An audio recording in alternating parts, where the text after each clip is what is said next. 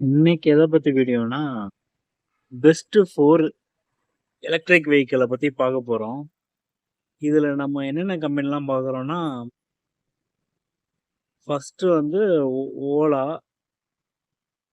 2வது டிவிஎஸ், 3வது ஏத்தர், 4வது பிகாஸ்.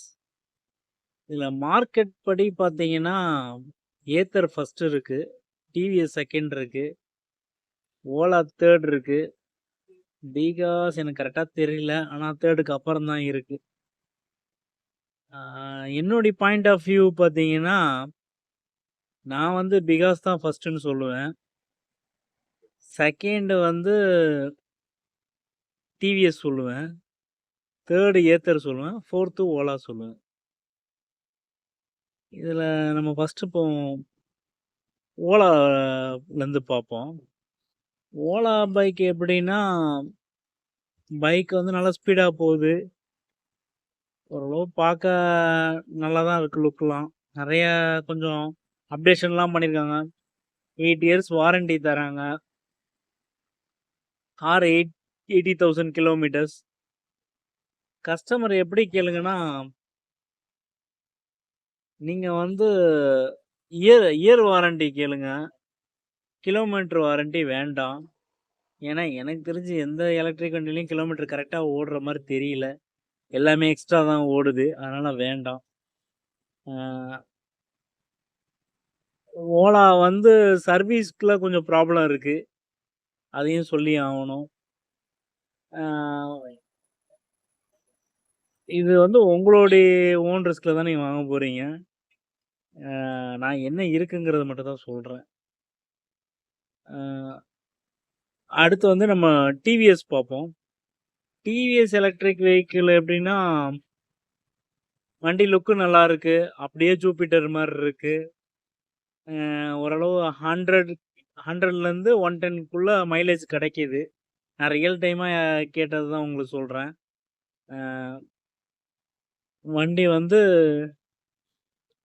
நல்லா ஓரளவு ஸ்கூட்டர் மாரி இருக்குன்னு வச்சுக்கோங்களேன். இது எலக்ட்ரிக் வண்டினா பார்த்தா, ஏதோ சைக்கிள் மாரி இருக்கும்னு வச்சுக்கோங்க. ஆனா, இந்த டிவிஎஸ் ஐக்யூப் வந்து கொஞ்சம் ஸ்கூட்டர் மாரியே இருக்கு. நல்லாருக்கு.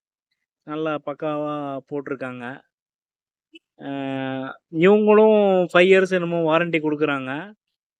அ அதான் நான் சொல்றேன்ல, நீங்க வந்து கிலோமீட்டர் வாரண்டி வாங்காதீங்க.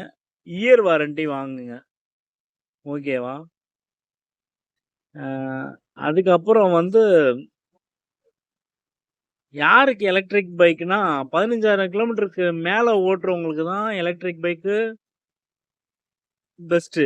15,000 கிலோமீட்டருக்கு கீழ ஓட்டுறவங்களுக்கு என்ன கேட்டா வேஸ்ட்டு தான். ஏன்னா, உங்களால அந்த காசு எடுக்க முடியாது. அதுதான் ரீசன் அதுக்கு நான் சொல்றதுக்கு.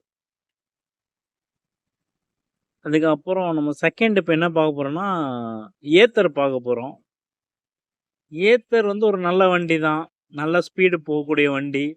எனக்கு தெரிஞ்சு ஒரு கேரளா ஒரு பையன் வந்து 95ல போனேன் ஏத்தர்ல அப்படின்னு சொன்னான் கேரளால. நல்ல ஒரு பிக்கப்பான வண்டி தான். அ வண்டியில வந்து உங்களுக்கு வந்து எம்ஆர்எஃப் டயர் போடுறாங்க ஏத்தர்ல. அது ஒரு நல்ல விஷயம் தான். நல்ல குவாலிட்டியான ப்ராடக்ட்ஸ் தான் யூஸ் பண்றாங்க. ஏன்னா ஏத்தர் வந்து கொஞ்சம் காஸ்ட்லியா இருக்கும். உங்களுக்கு எப்படின்னா ஸ்பேர் பார்ட்ஸ்லாம். நீங்க ஓரளவு வண்டிக்கு செலவு பண்ண யோசிக்காத ஆள்னா, நீங்க ஏத்தர் வாங்கலாம். ஆ ஏத்தரு வேற என்ன சொல்லலாம்னா, ஏத்தர்ல பெல்ட் போவும் உங்களுக்கு அடிக்கடி. அதுக்கு வந்து ஒரு 4000லேருந்து 8000 செலவாகும். அது பார்த்துக்கோங்க. ஓகேவா? ஆ ஓ ஏத்தருக்கு நான் வந்து மார்க்கெட்ல ஒரு தடவ பெல்ஸ் ரோடு போயிருந்தேன். அப்போ வந்து ஏத்தருக்கு நல்ல ரீவேல்யூ இருக்கு. நீங்க வண்டி வாங்கி புடிக்கலன்னு வித்தா கூட ஓரளவு மத்த எலக்ட்ரிக் வண்டியோட ஏத்தர் நல்ல ரேட்டுக்கு போகுது. ஃபர்ஸ்ட்டு ஏத்தர் தான் போகுது. செகண்ட் வந்து டிவிஎஸ் போகுது. ஓலா கூட வித்து தந்துர்றோம்னு தான் சொல்றாங்க. ஓலா கூட ஓகே அப்படிங்கிறாங்க. ஓகேவா? மத்த வேற அன்பிராண்ட் வாங்குனீங்கன்னு வச்சுக்கோங்களேன். வேற ஏதாவது தெரியாத பிராண்ட் வாங்குனீங்கன்னா, அதெல்லாம் வந்து உங்களால விக்கவே முடியாது. ரூ. 10,000 15,000க்கு மேல போகாது. நீங்க வாங்குன மறுநாள் வித்தாலே. அந்த அளவுக்கு தான் எலக்ட்ரிக் மார்க்கெட்டே இருக்கு. எலக்ட்ரிக் வண்டியில ஏத்தர் என்ன கேட்டா ஓரளவு பெஸ்ட்டு தான். நான் வந்து அது வண்டி குறைலாம் சொல்ல மாட்டேன். ஏன்னா நல்லா இருக்கு. ஷாக் அப்சர்வர் எல்லாமே சூப்பரா இருக்கு. நல்ல ஸ்பீடு போறாங்க ரோட்ல. நானே பார்க்குறேன். மத்த வண்டிய விட ஏ ஏத்தர் வந்து பறக்குது வண்டி. அது அந்த விஷயத்துல சொல்லலாம்.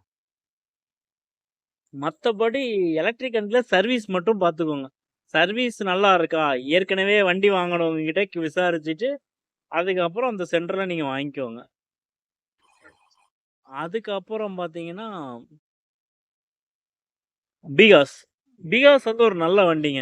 உண்மையிலேயே சொல்லப்போனா, நான் எலக்ட்ரிக் வண்டியில ஒரு வண்டி ரெக்கமெண்ட் பண்றேன்னா, அது வந்து பிகாஸ் மட்டும் தான்.